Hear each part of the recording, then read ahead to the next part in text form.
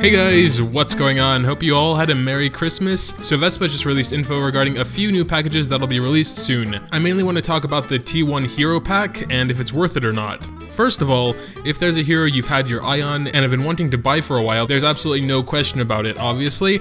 Only a tiny amount of math is required in this case. A 3-star hero costs 6k rubies, and you get no XP potions with it. The only exception would be if it's one of the 6 newest heroes you wanted, since you won't be able to choose from them. It goes up to Cassandra, Yana, and Audie, and also you won't get mileage from this pack. Assuming you want a non-new hero though, it's a no-brainer. You end up saving 1000 rubies, 80 of 3 types of fragments, 280 of 3 types of fragments, 30 of 3 types of essence, and 1 infinity stone. If we break that down into just fragments, it comes out to 1980 fragments. If you make infinity fragments to make infinity stones, you can add another 1000 fragments, but that might be stretching it a bit. You can get all that in exchange for 600 mileage. So in my book, if there's a hero you want, there's no question to get this pack. But what if you're in my position, where there's definitely no heroes you want right now? You'd use that ticket on a hero you already have to just get the fragments. It's my understanding that you also get the infinity stone and the essence, but never having used one of these, I'm not 100% sure. So if someone in the audience knows the answer to this, it would be appreciated. This is where it gets a little bit more complicated. We have to put a value on fragments for this math. Personally, I can run Chapter 7 Conquest. If you can't yet, the value goes up.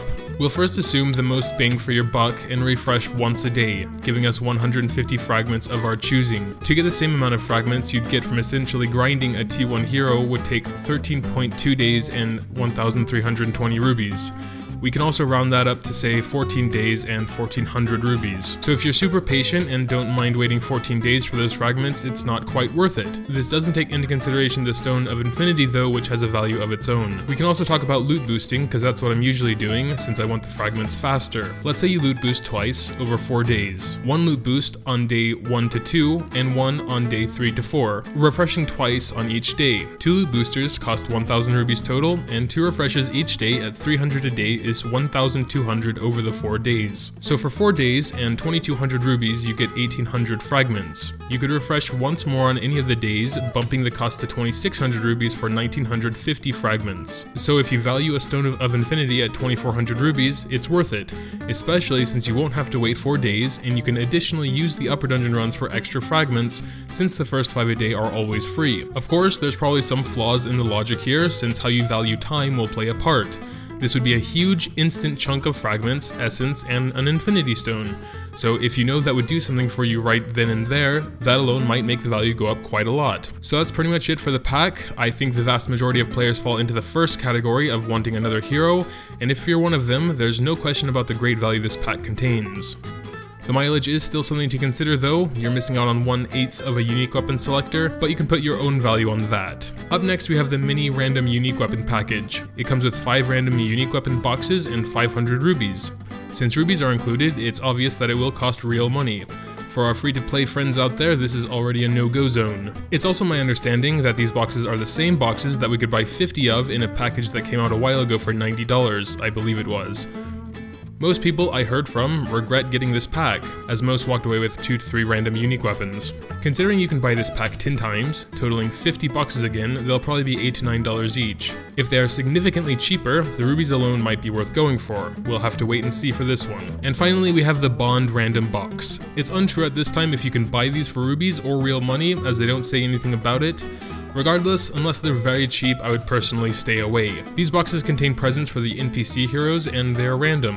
So if you're unlucky like I was from buying the ruby presents that are always available in the shop, you could essentially waste money or rubies for practically nothing.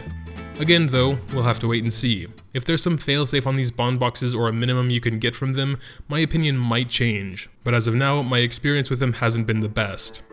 And yeah, that'll do it. They also announced that they'll be giving us something on the first day of 2018, so looking forward to seeing what that is. But yeah, make sure to drop a comment down below if you have anything to say, or if you know the facts about using a T1 ticket for fragments. As far as I know, we've only had one of these before and it was for real money, so not that many people know the answer, because of course they would also have to have at least checked and hit the get fragments button, which I can't imagine most people didn't do. Leaving a like if you happen to enjoy would also be greatly appreciated. Thanks, as always, for watching, and until next time.